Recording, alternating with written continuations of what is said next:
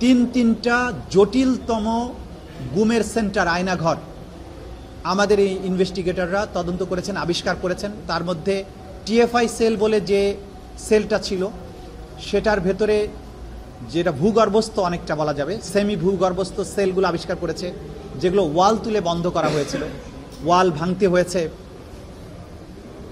পুরো গার্বেজ দিয়ে সেটাকে ভরে রাখা হয়েছিল, সেগুলোকে সরিয়ে এই ক্রাইম সিনগুলোকে বের করতে হয়েছে। এবং আপনারা জানেন, এই কাজ করতে গিয়ে স্বয়ং চিফ প্রসিকিউটর তিনি এই ইনভেস্টিগেশন চলাকালে সেখানে প্রেজেন্ট ছিলেন। এবং আমরা যখন না বুঝে সেখানে বোমা ফিট করা ছিল, সেই বোমাগুলোর সাথে টাইমার সেট করা ছিল। আমাদেরকে অ্যাপারেন্টলি বোঝা যায় যে এই ইনভেস্টিগেশন করতে যারা গিয়েছেন তাদেরকে হত্যা করারও চেষ্টা করা হয়েছিল। এত সব জটিলতার মধ্য দিয়ে যে কাজগুলো এগিয়েছে সেগুলো প্রতিদিন জনসম্মুখে আসেনি। সেই কারণে অনেকেই মনে করতে পারেন যে তদন্ত কাজ কিছু হয়নি।